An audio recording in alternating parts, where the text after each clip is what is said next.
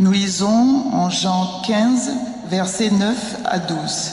« Comme le Père m'a aimé, je vous ai aussi aimé. Demeurez dans mon amour. Si vous gardez mes commandements, vous demeurerez dans mon amour, de même que j'ai gardé les commandements de mon Père et que je demeure dans son amour.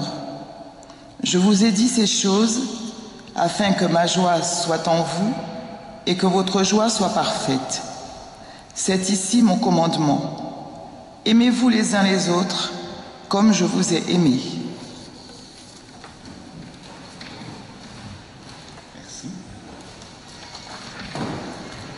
Je vous invite à prendre vos cantiques et à chanter le cantique 4103, c'est page 562.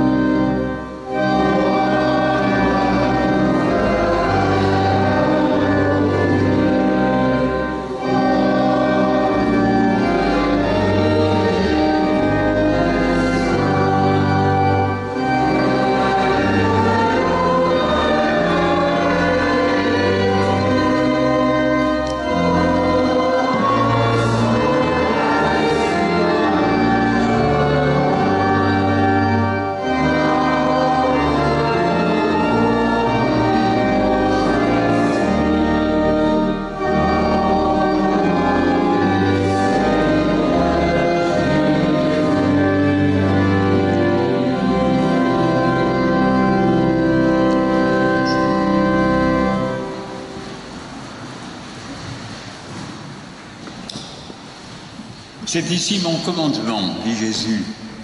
C'est ici mon commandement. Aimez-vous les uns les autres comme je vous ai aimés. Si vous avez, comme moi, regardé un peu la télévision ces derniers jours, vous avez vu que le commandement de Dieu était parfaitement expliqué par les journalistes de la télévision dont la théologie atteint des sommets. Et ils ont dit, c'est très clair, le pape a dit l'évangile, et l'évangile, c'est que tous les migrants doivent être accueillis en France. Voilà, c'est ça le commandement de Dieu.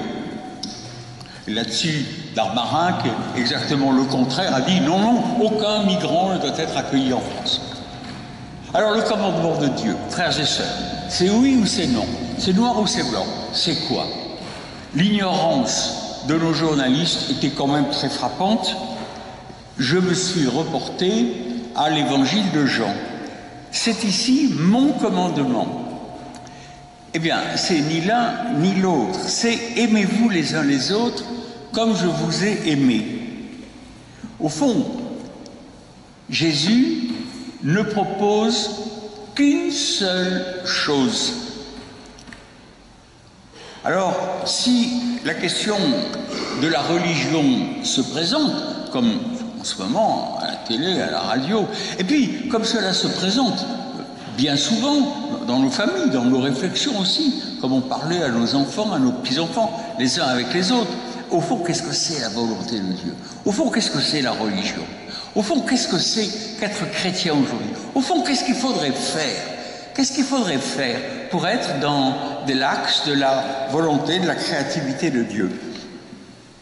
Et puis d'ailleurs, ça change quoi d'être chrétien? Et puis d'ailleurs, la religion, est-ce utile quand on nous dit que dans la France catholique, 2% des Français vont à la messe? C'est quand même très peu. Je ne sais pas combien de protestants vont au temple. Ça change quoi d'être croyant? Qu'est-ce qu'être chrétien? Alors qu'est-ce qu'on va répondre? D'autant plus que les gens sans religion sont bien souvent bien honnêtes et bien sympathiques, bien actifs pour le bien dans la société. Le secours populaire, c'est plutôt communiste, c'est en tout cas très athée. Ils envoient des enfants à la mer en été, ils soutiennent les défavorisés, c'est fort bien, ils sont sans religion. Les restaurants du cœur, au fond, je n'ai jamais été très sûr que Coluche était un grand chrétien, et il a pourtant inventé les restaurants du cœur qui continuent jusqu'à aujourd'hui, comme c'est bien. Est-ce que c'est en dehors de la volonté de Dieu parce qu'ils sont sans religion? Certains, mauvais esprits, ajoutent même que des gens incroyants sont souvent plus humains que des croyants étroits, antipathiques, obsédés par des dogmes plus ou moins incompréhensibles, des traditions étranges. Et tout cela nous embrouille et nous pousse à la confusion, et pousse nos prochains aussi, et les journalistes de la télévision, à la confusion. Alors vous me direz, oui, mais enfin, nous protestants, nous connaissons la parole libératrice de la grâce. C'est même inscrit sur nos murs, et comme c'est bien, nous savons que la volonté de Dieu n'est pas avant tout d'aller au temple le dimanche, bien que vous ayez raison d'y aller. Que la volonté de Dieu n'est certainement pas de donner notre adhésion à tel ou tel paragraphe de tel ou tel catéchisme. Non, ce n'est pas cela. Que la volonté de Dieu, ce n'est pas d'adhérer fermement à des slogans ou d'être absolument contre tel ou tel slogan. Oui ou non le mariage pour tous, oui ou non l'IVG, oui ou non l'accueil des migrants. Ce n'est pas cela. Alors qu'est-ce que c'est? Mais Jésus dit, c'est l'amour. Comme le Père m'a aimé, je vous ai aussi aimé. Demeurez dans mon amour. On ne vous demande rien d'autre. On vous demande cela. On vous me direz, oui, ben on l'aime. Regardez les amoureux, ils s'aiment. Nous aimons nos conjoints, nos familles, nos amis. Nous aimons les animaux. Nous aimons. Mais quand Jésus dit aimer, il est dans la tradition biblique où il ne s'agit pas d'éprouver des sentiments, des émotions. Il s'agit d'avoir une attitude positive à l'égard du prochain. Par exemple, le prophète Ésaïe, un des premiers textes de la Bible, de l'Ancien Testament, disait « Partage ton pain avec celui qui a faim, recueille le malheureux sans asile, ne te détourne pas de celui qui est ton frère. » Vous pouvez parfaitement partager votre pain avec quelqu'un pour lequel vous n'éprouvez aucun sentiment. Quelqu'un qui vous est même très antipathique. Quelqu'un qui n'a rien pour plaire. Quelqu'un pour qui vous n'avez aucune émotion d'amour. Vous pouvez néanmoins partager votre pain. Au fond, Coluche n'avait pas tort. Eh bien, cela, vous pouvez toujours le faire. C'est une attitude. Il ne s'agit pas d'éprouver un sentiment. Et Jésus, par toutes ses paroles et tous ses actes, nous a bien montré qu'il promouvait une attitude à l'égard des gens qu'il rencontrait qui leur permettait d'avoir une vie plus humaine, plus heureuse, plus accomplie, plus libérée de ce qui les empêchait de vivre. Jésus leur insufflait, leur transmettait ce dynamisme créateur de Dieu qui leur permettait de vivre. C'était ainsi qu'il les aimait.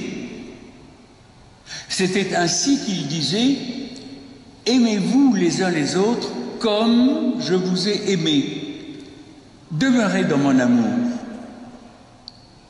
Et si vous êtes animé par cet esprit, par ce souffle positif pour aider votre prochain que vous rencontrez à vivre, vous aurez à imaginer comment faire pour lui.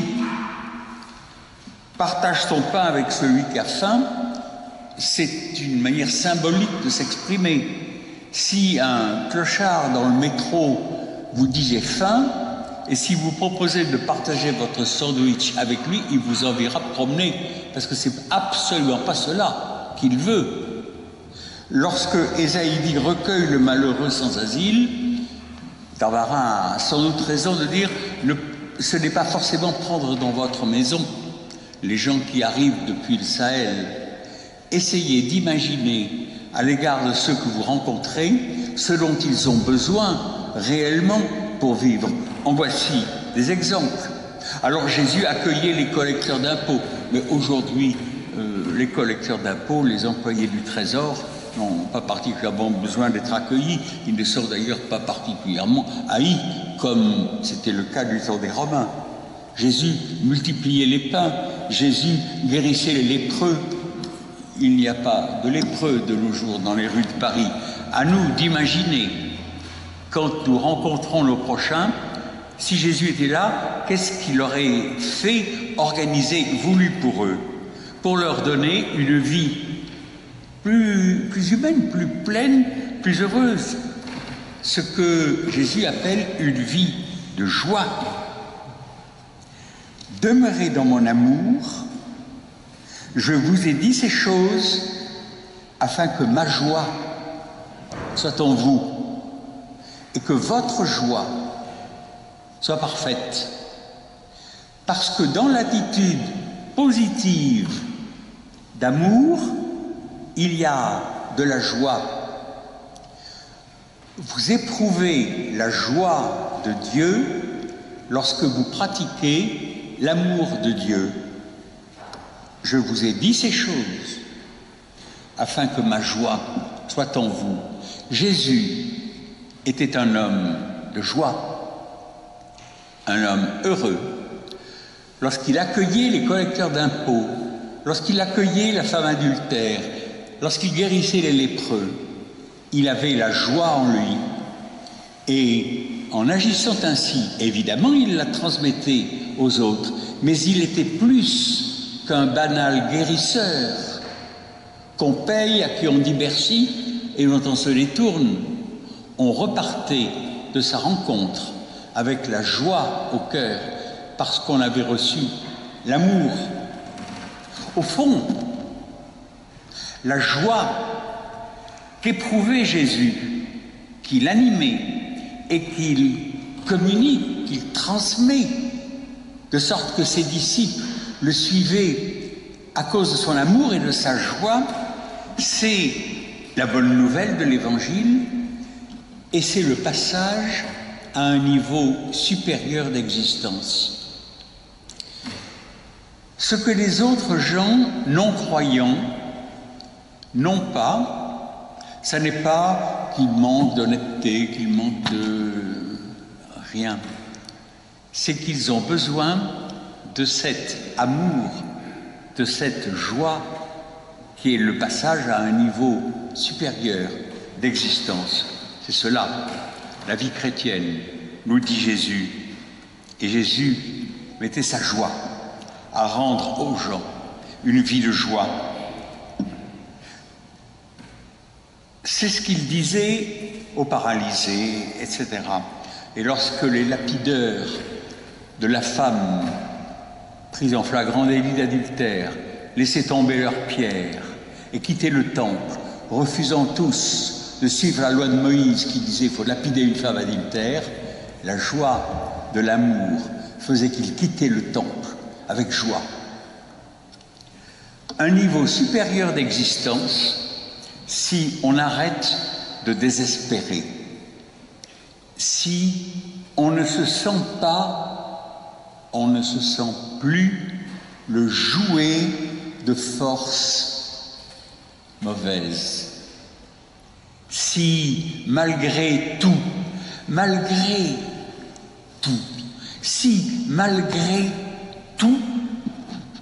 on peut avoir un peu de lumière, de joie dans les yeux, parce qu'on a laissé l'amour sortir de notre cœur et insuffler une attitude nouvelle avec notre prochain et notre prochain avec nous.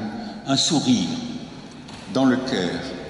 Un niveau d'existence où l'on n'est pas impuissant, où l'on n'est pas malheureux. Jésus, qui avait l'amour et qui était un homme de joie, Jésus n'a jamais dit « tout va mal, tout le monde est pourri ». Jamais il n'a dit cela. Vous ne le direz jamais si vous avez dans le cœur l'amour et la joie que Dieu y promeut. Jésus n'a jamais dit « on voit ce qu'on voit, qu'on sait ce qu'on sait, on a raison de penser ce qu'on pense ». Jésus a vécu une existence dans la lumière de Dieu. Dieu est amour, dit aussi l'évangile de Jean. Et si Dieu est là en nous, c'est l'amour qui est là en nous. Et si l'amour est là en nous, alors c'est la joie qui surgit et qui nous anime. Et on découvre que malgré tout, malgré le mal, malgré les problèmes, nous avons une capacité de vivre, d'agir, de créer qui nous est renouvelée par l'Esprit qui monte en nous. Une existence où la joie du Christ monte en nous, de sorte que notre joie soit parfaite. Autrefois, on avait le mot ascédie. L'ascédie. L'ascédie, c'est l'oubli de l'énergie vitale de Dieu. L'ascédie, c'est quand vous ne voyez pas le bien. C'est quand vous ne voyez pas l'amour. C'est quand vous ne combattez pas pour la justice. Vous êtes victime de l'ascédie si vous ne vivez pas l'amour et la joie de Dieu, si vous n'agissez pas pleinement. L'ascédie envahit le monde si l'on n'y prend pas garde et fait régner la désolation, la morosité, le manque d'enthousiasme, le fait qu'on ne croit en rien, la mélancolie, l'ennui, la tristesse. Si vous souffrez de l'ascédie, le message de la joie vous en fait prendre conscience. Et lorsque Jésus vous parle de joie, vous direz, au fond, je vivais dans l'ascédie. Et cela, c'est une idée que, en dehors de la parole de Dieu, en dehors de l'Évangile, on entend rarement dire. Cela, c'est le niveau supérieur d'existence du christianisme. Cela, c'est la particularité, la spécificité de la foi chrétienne. La joie, c'est l'antidote de l'ascédie. Quand on vous parle de joie, vous prenez conscience que vous vivez dans l'ascédie Et à ce moment-là, vous dites, je prends la joie, et pour prendre la joie, ce n'est pas en allant voir des films marrons au cinéma, c'est en puisant l'amour dans nos cœurs.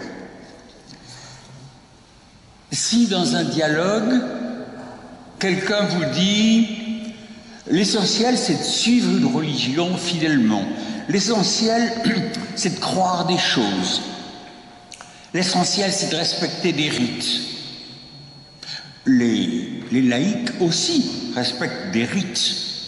Il y a un militantisme écolo, il y a un militantisme fasciste, il y a un militantisme végétarien. Si on vous dit l'essentiel est là, vous répondez et puis, tout cela n'est pas vraiment vivant, tout cela n'est pas de l'amour, tout cela n'est pas de la joie, tout cela n'est pas Dieu. Que ma joie soit en vous et que votre joie soit parfaite.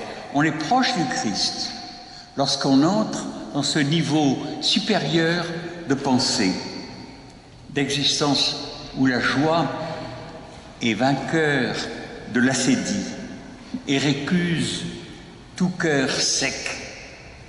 Et lorsque nous pouvons sourire des titres de doctrine officielle que certains attribuent au Christ et des devoirs moraux, ce n'est pas cela. Ce qui compte, c'est de comprendre que Jésus était un homme de joie et qui nous le transportait et qui nous le transmettait.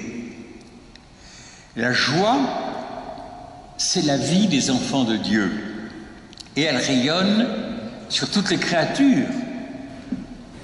Les oiseaux, les arbres, les chiens et les chats, les baleines et les tortues et les chimpanzés et les forêts, tous luttent pour fleurir, pour survivre, pour transmettre leur beauté. Le dernier mot du dernier psaume de la Bible, c'est « Et que tout ce qui respire loue l'Éternel dans la joie de son amour. » Amen.